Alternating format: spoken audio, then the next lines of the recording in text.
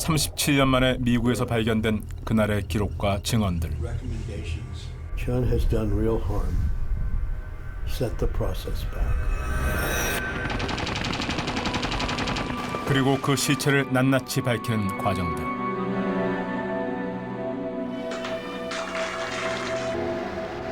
본인을 제11대 대통령으로 광주는 그는 총기를 들고 일어나는 하나의 그 폭동이야. John the one that tried to get bad guy. 나쁜 놈. It was a group of soldiers firing together. That means they had an order. 살육행위라니까요. 광주 시민을 국민을 보호해야 할 군인이 국민을 상대로 총기를 한 겁니다. 37년 전 오늘 전남도청 앞 집단 발포의 진실은 여전히 풀리지 않은 의혹으로 남아 있습니다. 과연 발포 명령은 없었던 것일까? 그날의 진실을 추적합니다.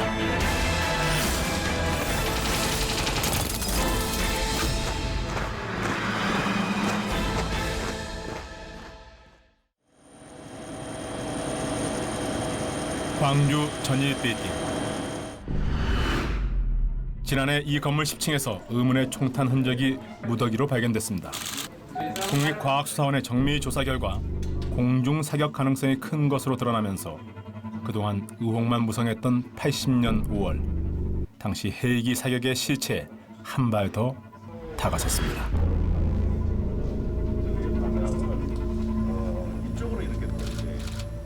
몸에 소름이 뭐 살짝 돋는다고 그럴까? 약간 뭐 전율 같은 거. 정말 뜻밖이었다고 생각을 했거든요. 전일빌딩 10층에서 발견된 총탄 흔적은 약 150개. 특히 창문 근처 기둥과 그 주변 바닥에 집중돼 있습니다. 기둥을 스친 흔적과 바닥의 총탄 흔적을 가상의 선으로 연결해보면 창틀보다 높은 곳에서 총을 쏜 것으로 추정되는 거죠. 당시에 이 10층보다 더 높은 건물이 주변에 없었다. 뭐 이렇게 보면은 당연히 이제 그 비행체 중에서도 뭐 제일 이제 헬기의 가능성이 가장 높다라고 판단을 한 거죠. 또 하나 주목할 점은 천장에서 발견된 탄흔들이 일정한 형태를 보이는 것입니다.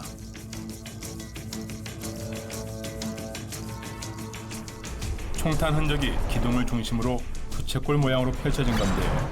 이건 뭘 의미하는 것일까요?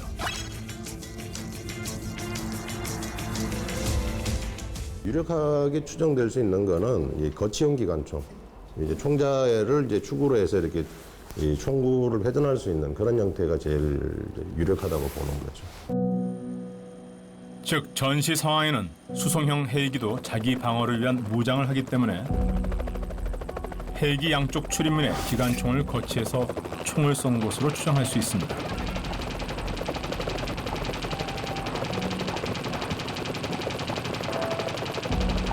반면 공격형 헬기는 총기가 전방을 향해 탑재되어 있기 때문에 건물 천정에 부채꼴 형태로 총탄 흔적이 나타나기 어렵다는 것이 국과수가 내린 결론입니다.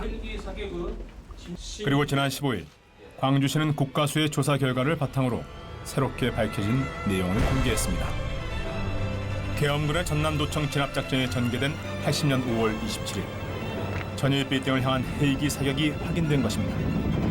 그러나 발포 명령자는 여전히 베일에 가려져 있고 우리가 주목하는 37년 전 오늘 21일의 헬기 사격 가능성 역시 여전히 의혹으로 남아 있습니다. 5월 21일 날 오후에 처음 그 발포가 있었다는 것은 기정사실이죠. 그런데 그 발포가 있는 그 시간과 비슷합니다. 제가 느끼기는 한 오후 2시쯤 됐어요. 헬리콥터에서 그 불이 반짝 한 뭐 그러니까 육안으로 볼 때는 한 뭐 1m나 정도라 될까 혹은 50cm 정도가 불이 픽 되면서 수많은 증언에도 불구하고 당시 군부를 장악했던 보안사령관 전두환은 자신의 회고록에서 헬기 사격을 전면 부인하며 악의적인 거짓 주장이라고 말합니다. 하지만 아쉽게도 전일빌딩의 헬기 사격 명령자 등 확인하지 못한 것들이 너무도 많습니다. 아울러서 5월 21일도 헬기의 기동이 이루어져 있지만은 이 일들에 대한 사실관계도 저희 시의 역량으로서는 한계에 있음을 말씀드립니다. 37년 전 오늘 아침부터 전남도청 주변에 모인 시민들은 전날 광주역에서 희생당한 시신을 앞세우고 계엄군을 도청 앞으로 몰아붙입니다. 시민들과 계엄군 11 공수부대가 대치하는 긴박한 상황이 이어지고 마침내 오후 1시 애국가 소리와 함께 무차별 총격이 시작됩니다.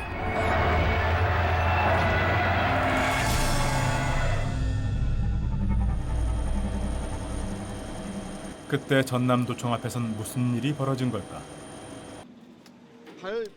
우리는 각자 다른 위치에서 그날의 상황을 생생히 기억하고 있는 4명을 37년 만에 다시 도청 앞에서 만났습니다.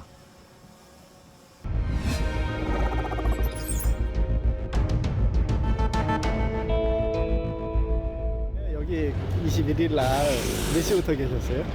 제가 그때 전일빌딩에서 아침부터 계속 찍었거든요. 아, 그러셨군요. 네. 저는 전일빌딩 앞에서 9시부터 차량 돌진 인수면까지 거기서 제가 무전기 메고 있었어요. 당시 전업사를 운영하던 박석연 씨. 시민들과 계엄군의 대치 상황이 이어지자 걱정스러운 마음에 나왔다가 계엄군 총에 맞습니다. 직원들 사실 말기려고 나온 거예요. 나는 애기들 고생이 다칠까봐. 그 제이빌딩 바로 여기요. 그러니까 이 정도는 돼. 이 정도. 이 정도? 예. 정확히 쓰러진 장소. 그렇게 쓰러진 장소가 바로 여기란 말이에요. 여기요? 예. 여기에 예. 쓰러지신 거예요? 총소리가 막 나더라고. 그래서 나는 저 뭐예요? 가로수 같은 것이 막 그냥 그래서 가로수에서 쏘지 않았단 말이에요. 네. 그때 어떻게 보면 내 앞에서 한 7, 8명이 쓰러져 보더라고. 네. 자빠져. 그래서 나도 겁이 나니까 뒤돌아서니까 나도 자빠져 버렸지. 그래서 무릎 위에 총을 내가 맞은 게 사실이에요. 그랬어요. 피할 새도 없이 순식간에 벌어진 일. 정신을 차려보니 총에 맞아 쓰러져 있었습니다. 그 뼈를 어찌고 자르려고 했는데 어떻게 해서 살려주려고 해가지고. 그리고 같은 날 비슷한 시각 도청역 길가에서는 사진을 찍던 정재희 씨가 도청 옥상에서 저격수가 쏜 총에 맞습니다. M16으로 쏜 것 같아.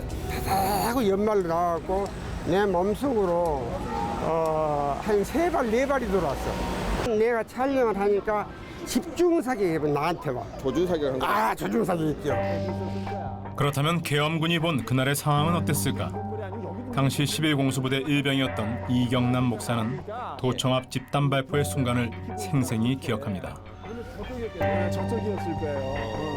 12시 좀 넘어서 이제 시위대가 차량 돌진을 시작하게 되었고, 그러니까 이제 공수부대 저지선이 무너지게 되고, 또 이제 공수부대 차량이 퇴각하면서 공수부대 그 장갑차가 퇴각하면서 우리 대대에 있는 병사 하나를 또 이렇게 쳐서 죽게 하는 그런 이제 일이 발생하게 되었고, 또 희생자가 나니까 또 그만큼 또 이 현장 분위기가 굉장히 무서워지게 되었고.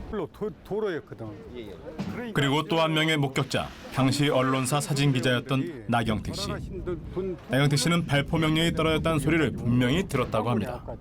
차 대위가 이쪽에 어디쯤에? 그러죠. 차 대위가 바로 여가 있으면 여기 있었고, 통신병이 바로 쫙쭉 떨어져. 그래 5m도 안 떨어졌어. 근데 통신병한테 발포 명령 어떻게 된 거야? 그러고 다그치는 거예요. 그 소리를 내 귀로 분명히 들었거든. 그러니까 통신병이 발포 명령 아직 안 떨어졌습니다 얘기를 한 거예요. 근데 그 다음에 통신병이 10분이 좀 지나자 발포 명령입니다 그렇게 얘기를 한 거예요. 37년 전 오늘 오후 1시 시민들을 향한 군인들의 무차별 총격이 휩쓸고 간 자리엔 수많은 총탄 흔적과 함께 깊은 상처가 남았습니다. 37년이 흘렀지만 그날의 진실과 발포 명령자는 여전히 밝히지 못했습니다. 증언을 계속하겠습니다. 당시 5월 22일 자위권 발동도 가능하다는 계엄사령부의 작전 지침이 지휘계통을 통해 전달된 것으로 알고 있습니다. 자위군의 활동은 최악의 상황을 80년 당시 보안사령관 전두환은 5월 27일 전남도청 진압작전에 대한 책임자로 내란 목적 살인죄를 적용받아 1심에서 사형, 그리고 대법원에서 무기징역을 선고받았습니다. 다분히 현 정국의 정치적 필요에 따른 것이라고 보아 저는 검찰의 소환 요구 및 여타의 어떠한 조치에도 협조하지 않을 생각입니다. 광주는 그는 총기를 들고 일어나는 하나의 그 폭동이야.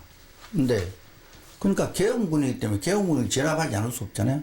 내가 그 광주 사태를 진압한 사람으로 그래 몰고 갔더라. 재판에 요구할 때도 재판할 때 내가 그러지 않았다는 거 그거는 분명히 그게 밝혀졌습니다. 전두환은 특별사면되었습니다. 그러나 37년이 지난 지금까지 5월 21일 도청 앞 첫 발포 명령자는 밝히지 못하고 있습니다. 부분들에 대해서는 앞으로 진실화해위원회를 비롯한 모든 관계기관과 국민의 힘으로 그 사실을 밝혀야 할 공동의 과제로 남겨져 있다고 저는 생각을 합니다.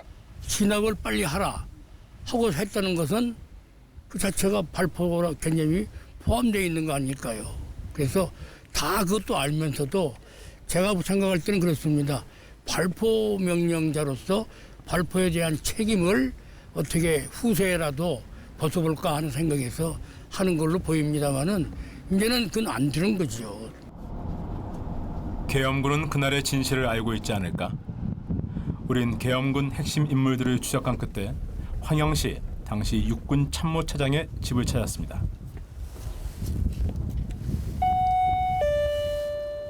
광주 이 5.18 관련해서 네, 전혀 대화 안 하세요. 아무도 인사도 안 하시려고 그래. 이번엔 11공수부대 최웅 여단장과의 접촉을 시도합니다.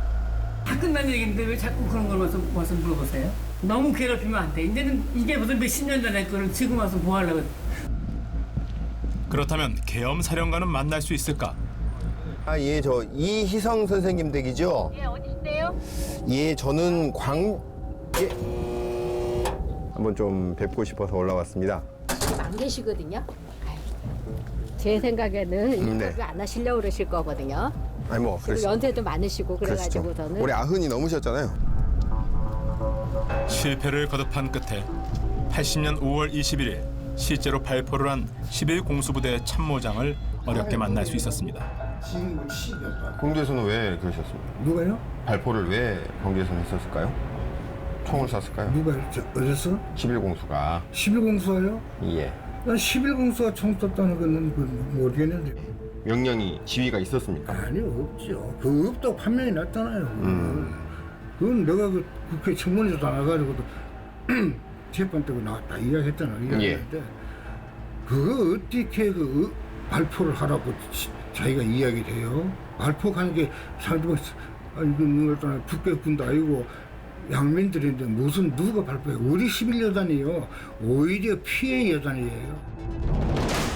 어렵게 만난 참모장은 오히려 자신들이 80년 5월의 피해자라고 주장합니다. 당시 군의 정보를 장악한 사실상의 실권자 전두환 역시 난 모르는 일이다 라고 말합니다. 군대라는 것은 지휘계통에서 딱 움직이는 거예요. 나는 계엄사령관 부하예요. 보안사령관은 보안사만 지휘하지 그 외 거는 지휘권이 없잖아. 회고록에서도 일관된 주장을 펼치며 37년 전 5월 21일 발포 책임을 전면 부인합니다. 그렇다면 당시의 군 지휘 체계는 어땠을까?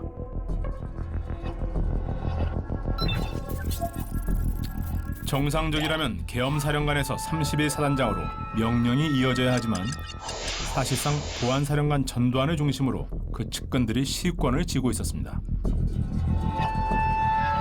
정상적인 지휘 계통이 문제가 되었던 부분들이 있고 전두환은 사실 자기 회고록대로 낄 위치가 아니다라고 하는데 그거는 말이 안 되는 소리죠.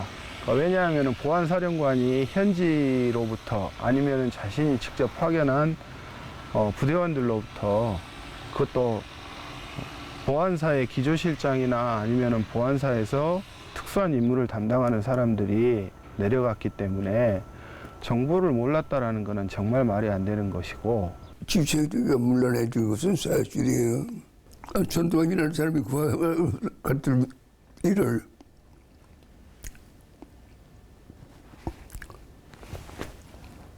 맞춰질렀다고 할까? 했으니까 물러내 준 거지요. 이상한 점은 또 있습니다. 그는 시민들의 과격한 시위에 맞서 자위권 차원에서 총을 쐈다고 하면서 정작 자위권 차원에서의 발포가 가능하다는 결정과 그 회의를 발포 이후에 했다는 것입니다.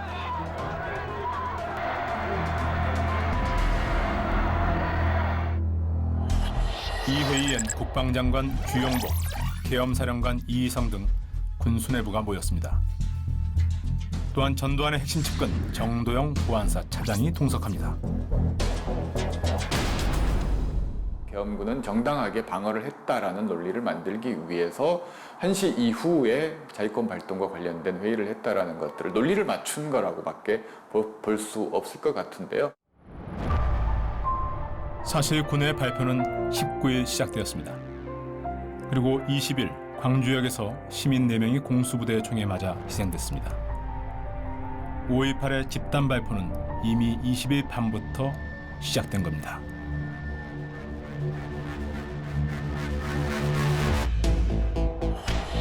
이때에도 그는 긴급 회의를 엽니다. 그 회의에 전두환의 최측근 황영시 참모차장이 동석합니다.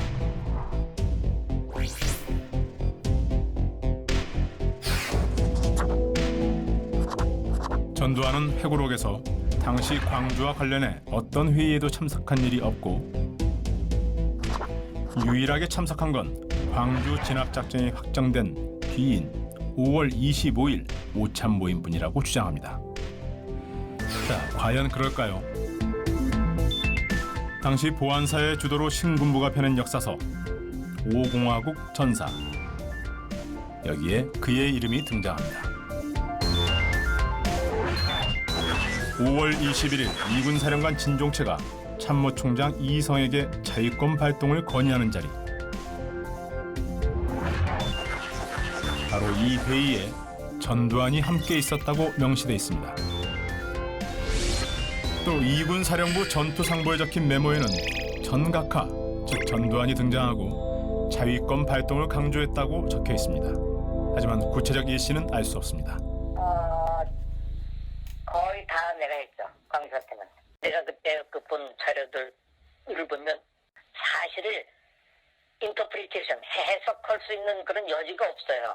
5월 18일부터 17일부터 그건 한 10일 동안에 걸친 급한 상황에서 보냈던 거기 때문에 지금 어디서 누가 뭘 어떻게 했다 뭐 이런 정도만 나오지 왜 그랬다든가 뭐 배경이 뭐라든가 이런 거는 일체 정보에 들어가지 않았어요. 내 기억으로는 그래요.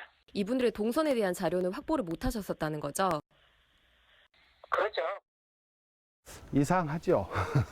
이상한데 그거는 뭐 신군부 측에서 어떤 식으로든 정리를 했을 가능성이 가장 크게 추측되는 부분입니다. 동양보고 비슷한 게 있어야 되는데 사실은 그런 부분들과 관련된 부분 그 회의록이 아니라 이제 그 자료 자체가 동양보고 자체가 가장 중요한 시기에 없어요. 광주 항쟁보다 한 달 전에 일어난 강원도 정선 사북 탄광 사건은 발포 명령과 관련해 시사하는 바가 큽니다. 당시 광부들의 시위가 격화돼 진압이 어려워지자 군은 공수부대를 현장에 투입하면서 총기 사용에 대한 원칙을 제시합니다. 즉, 총기 사용은 긴급한 경우라도 총장의 승인 후라고 명시돼 있습니다. 또 87년 6월 항쟁 때도 실제 발포가 이루어지지 않았지만 총기 사용에 대한 군의 원칙은 있었습니다. 발포 명령은 육군본부에 건의한 후에 조치하라는 내용을 당시 군문서를 통하여 우리는 확인할 수 있었습니다. 그런데 유독 5.18을 경험한 발포 관련 군문서가 전혀 남아있지 않습니다. 실탄을 엄격히 통제하는 우리나라의 경험에 비추어 봤을 때 분명히 그 실탄 통제의 지시는 내려갔을 거라고 보여집니다. 육군 참모총장 또는 계엄사령관 이상 지휘관의 그 허락을 득한 후 발포하도록 하는 등의 그런 그 지시는 내려갔을 거라는 거죠. 그런 지시 없이는 작전 명령 자체가 성립하지 않겠죠. 지난날 4월 19일 평화적인 학생 데모대원들에게 총을 쏘게 해서 살인죄와 살인교사죄로서 기소된 홍진기를 비롯해서 발포 명령자 6명에 대한 첫 공판이 7월 13일 서울지방법원에서 열렸습니다. 광주보다 20년 전에 일어난 4.19 혁명. 이미 이때 시민들을 향해 총을 겨눈 경찰들과 그 발포 명령자를 처벌한 사례가 있습니다. 80년 당시 신군부는 이런 사실을 잘 알고 있었고 그래서 발포 명령과 관련된 모든 기록을 의도적으로 지웠거나 감췄다는 의혹을 피할 수 없습니다. 우리가 역사의 경험으로 봤을 때 4.19 때 발포 명령을 내렸던 사람이 끝나고 나서 처벌을 받아서 사형을 당했거든요. 이제 이런 경험들을 잘 알고 있는 겁니다. 전두환. 수많은 의혹에도 불구하고 발포 명령자가 누구인지 확실한 답을 얻지 못한 우린 한국과 긴밀한 관계였던 미국으로 눈을 돌립니다. 혹시 미국에 그 어떤 증거나 자료가 남아있진 않을까?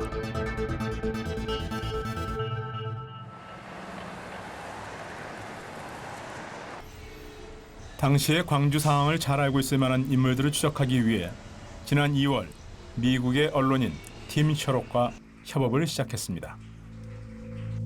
카터 행정부가 80년 당시 광주 상황에 깊숙이 개입해 있었다는 사실을 입증하는 기밀 문서.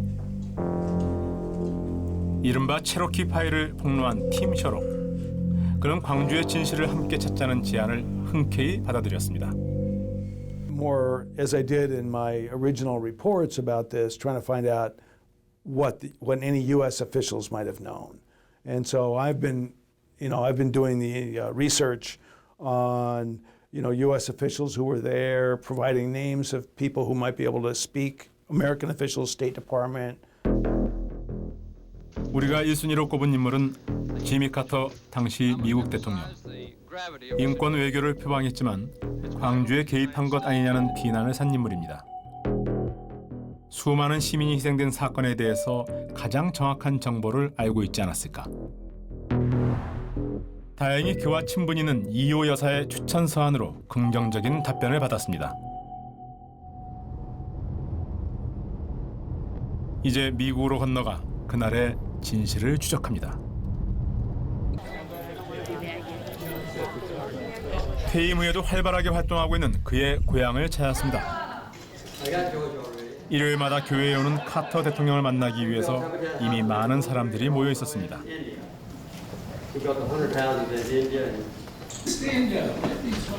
하지만 알 수 없는 이유로 그는 끝내 공식 인터뷰를 거절했습니다.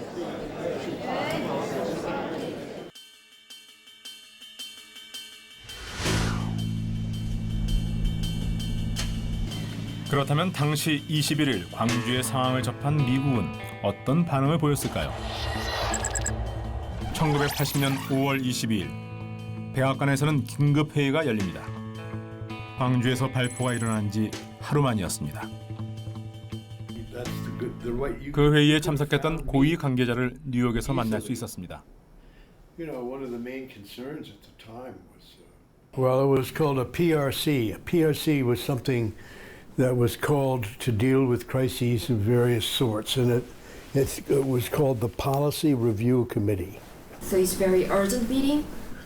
Yes, they're usually called when there was a serious crisis that seemed to be brewing that would have impact on U.S. policy, national security policy. 이 고위급 회의는 위기 고조 상황에서 열리는 중대한 회의였습니다. 그날 회의의 안건은 한국, 광주의 상황. 5월 27일 광주 진압작전을 사실상 용인해준 광주로서는 운명이 갈리는 회의였습니다. What was the main issue on 22nd May 1980? Gwangju was the main issue. Gwangju. Yeah, there was unrest in Gwangju, and the Korean military was moving troops in and so forth, and we were worried about, whether they would be able to restore order. Everybody was concerned. That's why, it's very unusual to have a meeting at this high level. At this level. Yeah. It has to be a situation that is considered to be genuinely serious. Yes. This situation. 이야기를 이어가던 그는 조심스럽게 낡은 상자 하나를 꺼냅니다. 상자에는 빗바랜 메모가 빼곡하게 들어있었습니다. 하나씩 읽어준 메모엔 그날 회의에서 오고 간 대화 내용이 빠짐없이 담겨 있었고 바로 그의 이름이 등장합니다. Chun could become a liability. Probability of struggle. Vesey says, I can envisage a scenario in which Chun is asked to step down by someone he respects. Chun has done real harm. Set the process back. 회의 참석자들은 계속해서 그를 언급합니다. 구체적인 사상자 수를 말한 데 이어 전두환의 책임론이 나옵니다. 그가 너무 심했다고 언급하기도 합니다.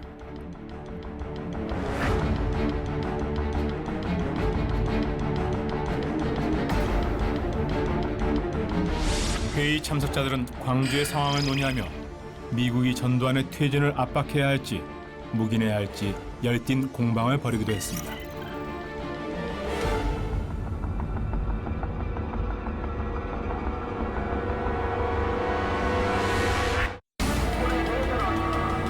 (80년 5월 21일) 도청 앞 집단 발포 하루 만에 열렸던 백악관 회의. 이들은 당시의 광주 상황에 대해서 얼마나 깊숙이 접근했을까.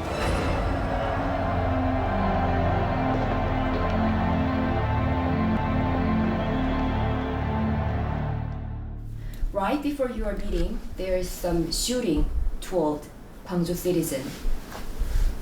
Yeah. Did you know that? Yes, well, that's what we were reacting to. Mm-hmm. Well, that's why the whole thing started. I mean, and all I'm saying is that the numbers weren't clear. There were just a lot of people. Yes. And at this particular time, I think there were a belief that there were 60 dead and 142 wounded or something. But actually, it probably turned out to be a lot more. People in that meeting clearly understood that Chun Do-hwan was responsible overall for the situation. I think they knew he was behind the coup. He's the main leader of the coup, and he's the main person urging a military response to Gwangju because he sees this as a threat to his power and a threat to his coup.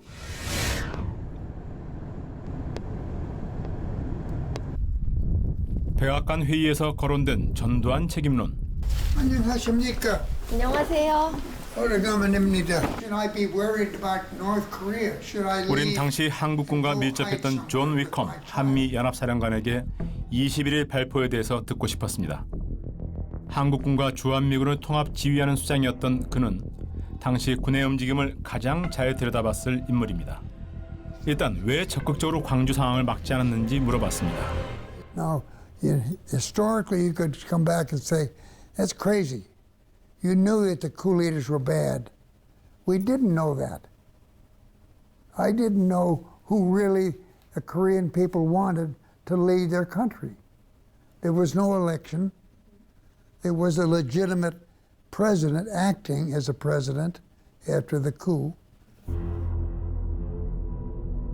당시 위컴 사령관은 광주에서 무슨 일이 일어나고 있는지 파악하려고 했지만 불확실한 정보와 루머가 많았다고 말했습니다. 총장님, Ambassador and I thought, well, can we inject some people down there that will get us some intelligence? Very difficult to do inject people from the outside, because the Korean authorities and the the coup people would be uneasy about what you're doing. So there was resistance on that part. 한국 신군부가 미국의 요원 투입을 방해했다는 겁니다. 그는 정보를 파악하기 어려웠지만 21일 광주 발포는 미국 CIA를 통해서 들었고 그 정보를 주한미 대사와 공유했습니다. The ambassador and I and Bob Brewster were aware that there was shooting going on, and we had a special meeting, telephone, but then it was face to face. And right at that moment in Gwangju, we were convinced that Chun Doo-won was in charge. He was the leader. Maybe more often, but the commander and the ambassador had a close relationship. They were both in Seoul. When something like this was happening, I would guess they probably saw each other, maybe every day, but certainly quite often. And when they weren't meeting directly, they were talking on the telephone.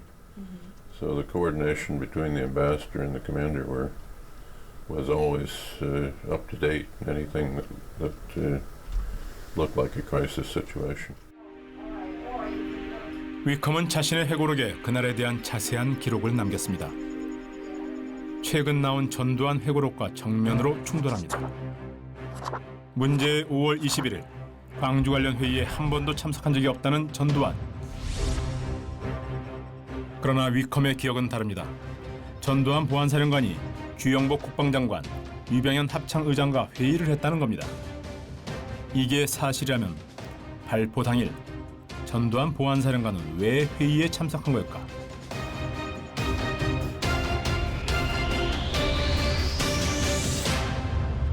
Minister of Defense, and Chun Doo-hwan was the center of the meeting, right? I think so, yes. General Ryu and General John in the same meeting at the day. Right? Oh, I'm sure there was, because Chun was worried about this unrest growing all around the country and could morph into a challenge to the coup. So and the coup leaders were very worried about Gwangju. So he does not agree that he met with with Liu. But he did. Yes, I know. Yeah. Of course, Chun's memory is not perfect. 우리는 회의에 참석한 류병현 당시 합창의장에게 위컴의 발언을 들려주며 전두환의 21일 행적을 다시 한번 확인했습니다. 위컴이라는 사람을 말이에요. 내가 처음 본 것은 발포 관련해서 직후에 어떤 그 전두환 보안사령관하고 만나서 회의를 하시거나 대책 회의를 좀 하시거나 그런 기억이 좀 있으신가요? 그와 같은 일이 말이야 있었기가 쉽지 없었다고는 말 못해.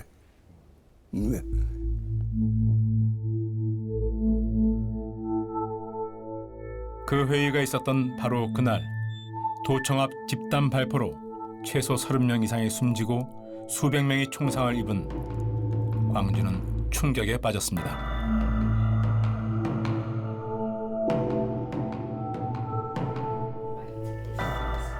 당시 상황을 잘 아는 위컴에게 광주에서 일어난 군의 발포를 자위권 차원으로 볼 수 있는지 물었습니다.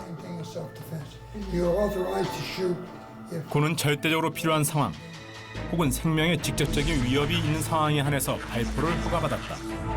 미국 문서에도 남아있는 신군부의 주장에 위컴도 동의할까? If they use a kind of such a weapon against the unarmed civilians, that might be something different. It is different, you're right. In that case, the right of self-defense does not apply. Doesn't apply. Yeah. And that was, you point out very excellently, the obscurity of the Gwangju situation. Peacetime down there, these are civilians that are unrested about something, we're not sure what, and who's firing against them? The police. Do they have the authority to do that? Yes, they do, to protect themselves if they're police.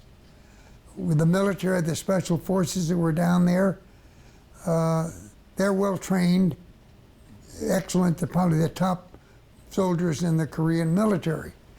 And were they authorized to shoot at restive civilians? No.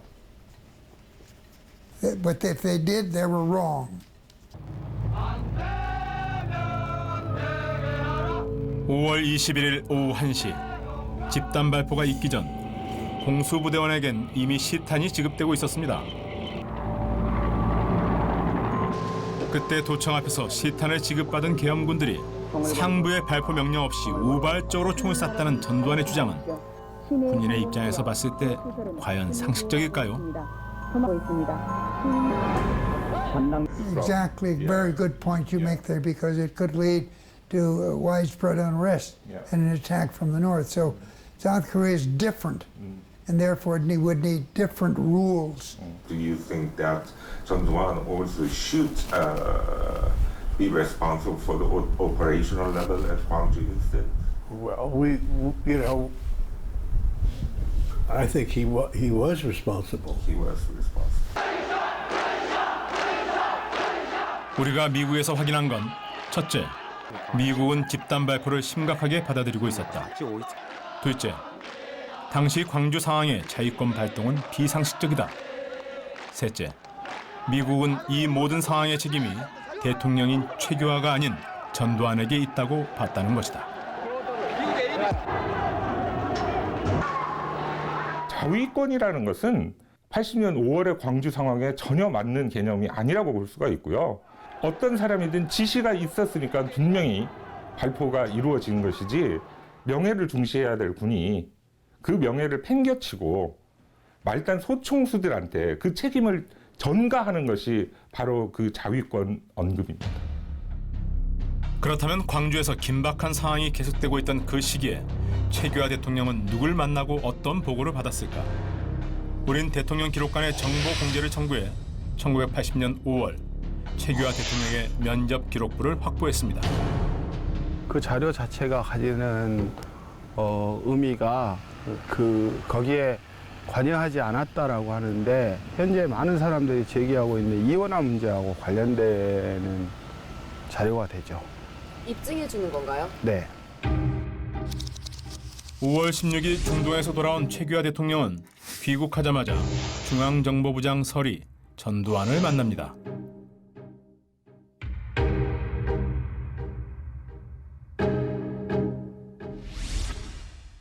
(5월 17일) 비상계엄 전국 확대에 앞서 전두환은 대통령, 국방장관, 계엄사령관과 회의를 합니다. 그리고 19일 오전 11시 45분 내용은 알 수 없지만 최규하 대통령은 전두환과 한 차례 전화통화를 합니다.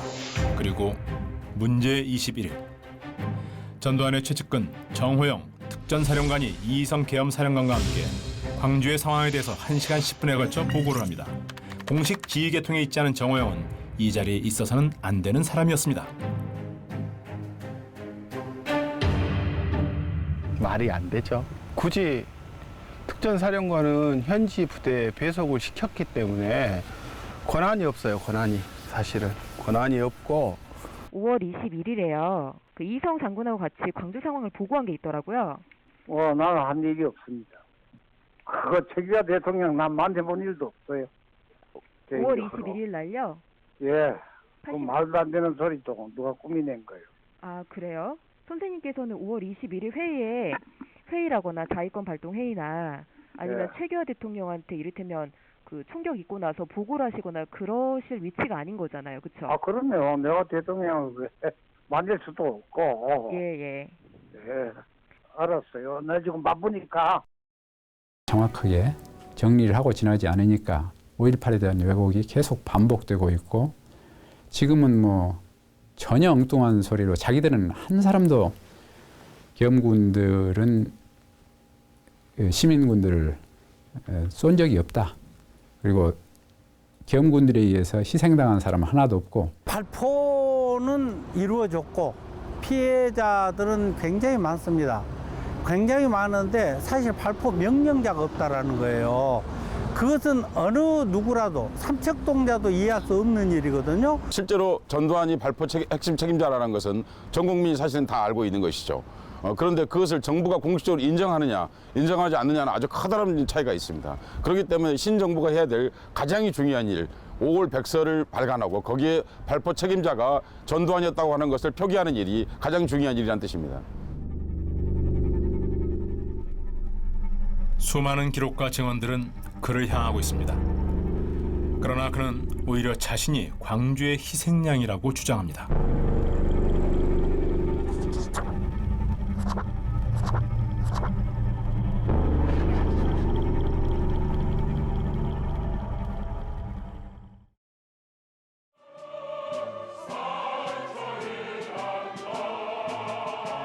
광주항쟁 37번째 기념식.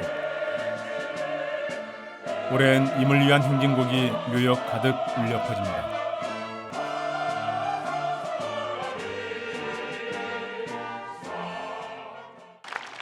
헬기 사격까지 포함하여 발포의 진상과 책임을 반드시 밝혀내겠습니다. 완전한 진상규명은 결코 진보와 보수의 문제가 아닙니다. 상식과 정의의 문제입니다. 우리 국민 모두가 함께 가꾸어야 할 민주주의의 가치를 보존하는 일입니다. 모든 아버지들이 우리가 행복하게 걸어갈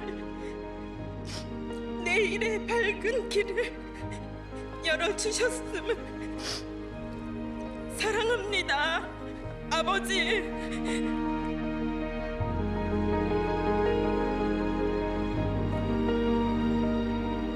우리는 알고 싶습니다. 그리고 꼭 밝혀야 합니다. 37년 전 오늘 이 광주를 핏빛으로 물들인 그의 이름을 당신은 알고 있습니까? 그날의 진실을. 당시 5월 22일 자위권 발동도 가능하다는 계엄사령부의 작전 지침이 지휘계통을 통해 전달된 것으로 알고 있습니다. 자위군의 발동은 최악의 상황에서만 계엄이 선포되면 계엄사령관 보아야 어떻게 됐든 이리 됐든 저리 됐든 보안사령관은 보안사만 지휘하지 그 외 거는 지휘권이 없잖아. 보안사령관이 개국대 같은 데 그거 가서 뭐 끌적끌적하면 굉장히 밑비지 될 일도 안 되는 거예요. 12.12, 5.17, 5.18 등의 사건과 관련하여 제가 할 수 있는 최대한의 답변을 한 바 있고 검찰도 이에 의하여 적법 절차에 따라 수사를 종결한 바 있습니다. 그럼에도 불구하고 현재 검찰은 대통령의 지시 한마디로 이미 종결된 사안에 대한 수사를 재개하고 있습니다.